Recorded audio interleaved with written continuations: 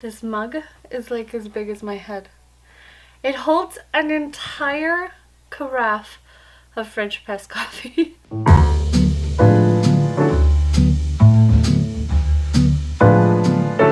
Hello friends and welcome back to my home. If you are new here, my name is Christina and I run this channel because I like all of the things vintage and cottagecore and fall and hobbity. And if you like those things too, you've come to the right place. Recently I rearranged my living room. I've never known what to really do with this room because it is a very big room. It's a third of our house. It's very long. It has no separation. It's a 400 square foot room and I don't know what to do with it. For a very long time, we had our television on the opposite side of the room. It kind of blocked the doorway, but like that was the only place we could have it. And then we discovered we could move it over to this wall that you can barely see.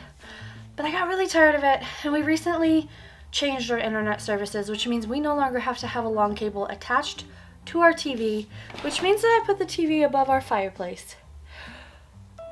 And yes, that does present some logistical problems, but we're going to ignore them.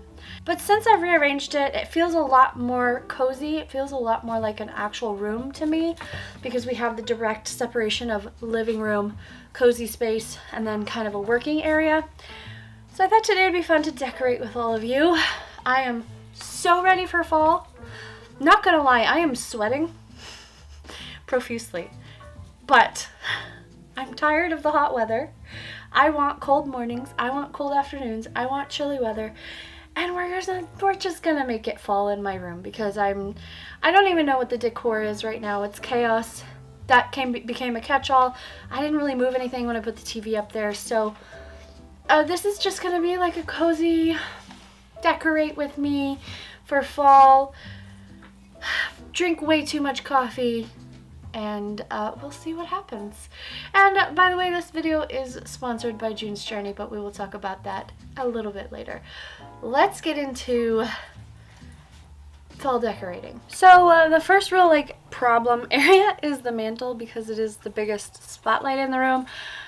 Ignore the pillows, they are there to block the light because it was a particularly sunny day a couple days ago and we don't have any curtains in these little lights, but I just really want to make it look like a little over the garden wall fall spot, and I got out my fall boxes and we're just gonna get into it. I don't really have that much to explain. I'm just gonna be rearranging and decorating and getting out all my spooky books, and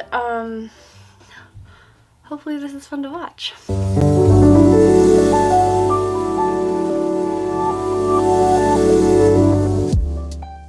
So of course, first of all, I need to clear off the mantle. When I put the TV up there, I did not move anything. I just kind of shoved it up there because I was rearranging the entire room, and because I'm pregnant, I get tired pretty fast these days. So I didn't really have time to clean it up. And taking all of the books off was a little scary because there were definitely spider webs. There were definitely a few spiders. I may have screamed once or twice, but we got it done.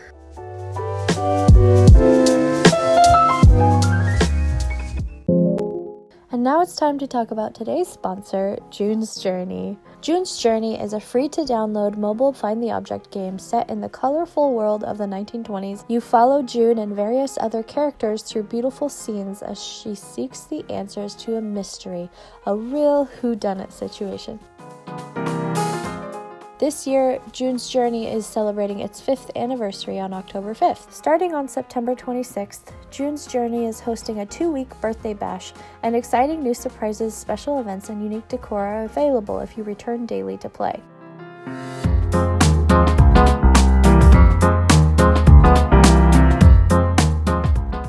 Hidden object games are my absolute favorite. They remind me of being a kid looking through those picture books where nothing is quite as it seems. I love the attention to detail June's Journey has in each scene, and it's the perfect game to become lost in when I need a little break from the day. If you'd like to download June's Journey for yourself, click the link in the description box.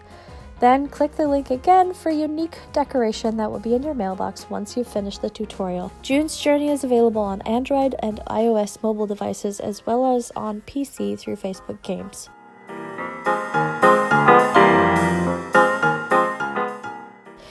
Now, let's get back to decorating.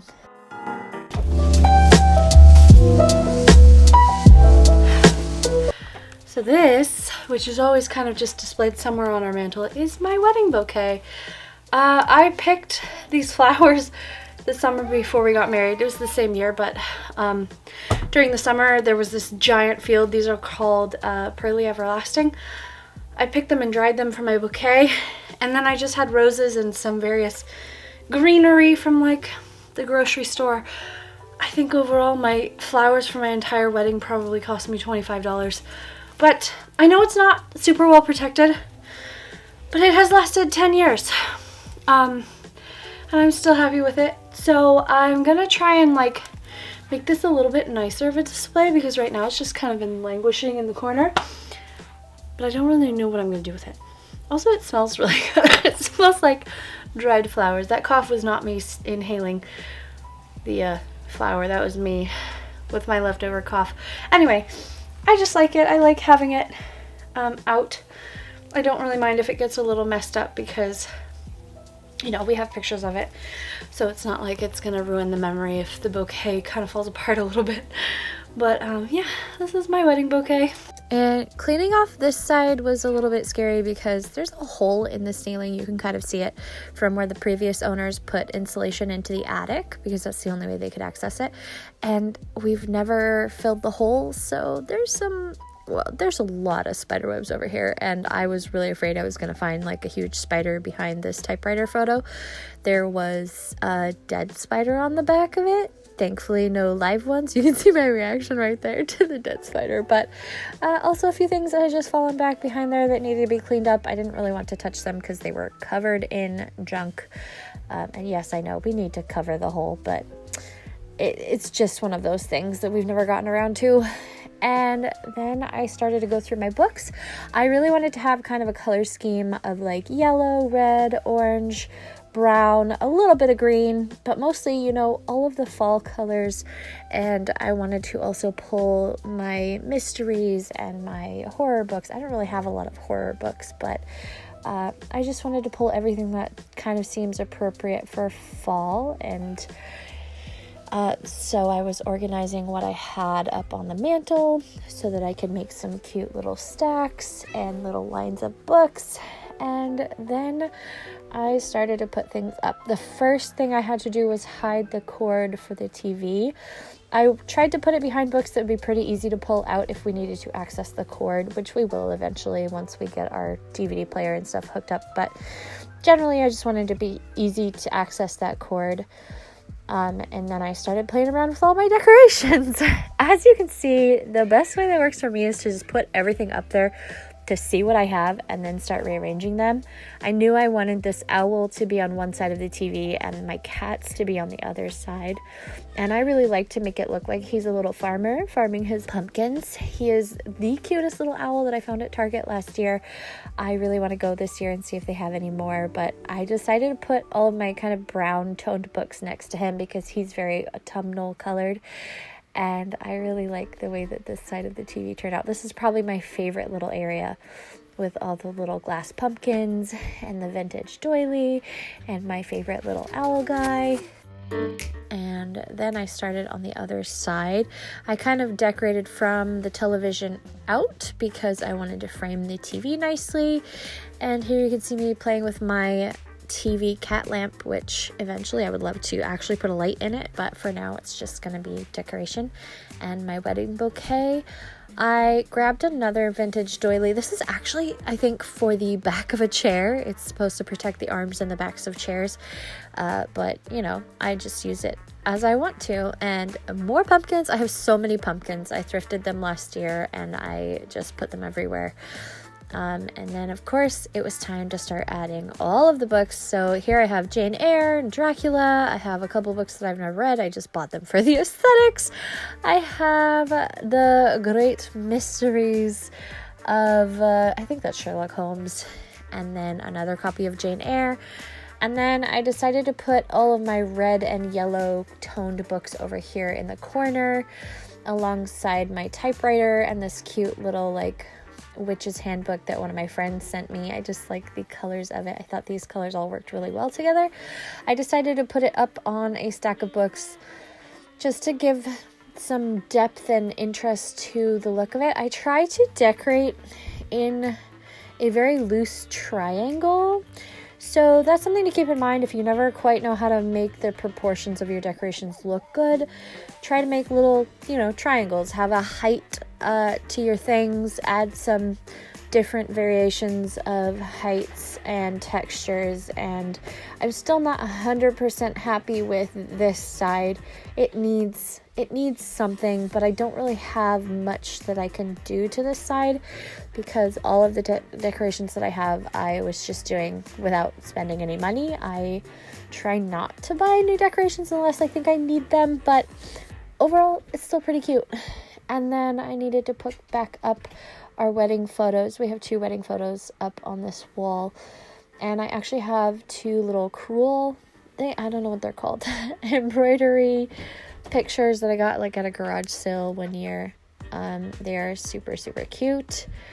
And then I decided to redo this wall. It used to be a mural around the TV, and then it just ended up looking really terrible.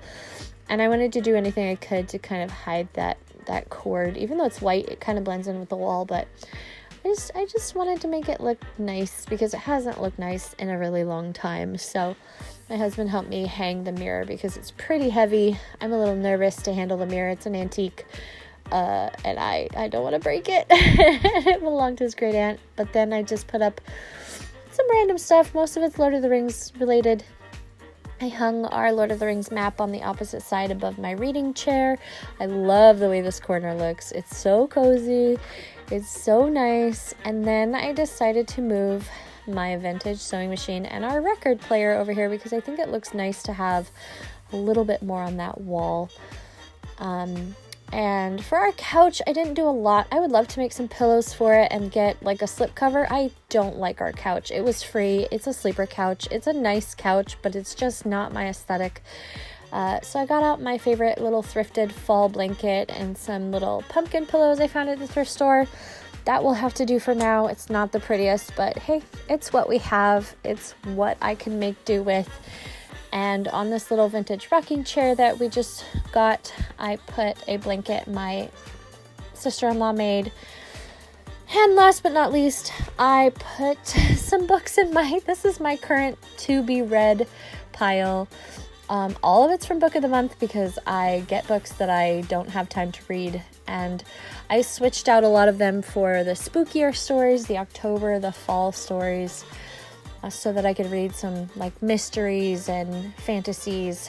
And last but not least, I arranged our Lord of the Rings copies on one side and some old books on the other side and lit some candles, and we're done. That is it. It's very simple. It's very cozy. I love it a lot. I know that one bookcase looks a mess, but that is the kids' books, and I've given up ever organizing them, so that's just how it goes.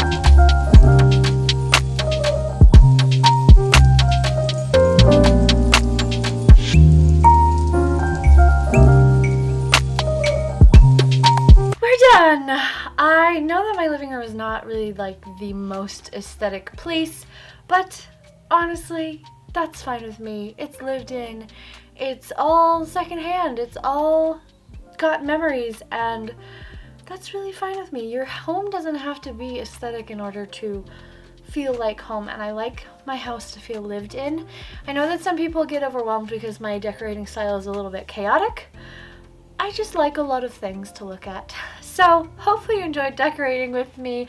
I'm really happy with how the mantle turned out. I would love to get some leaves to put to like frame the TV and the windows, but that will happen at a later date. For now, that is the end of this video.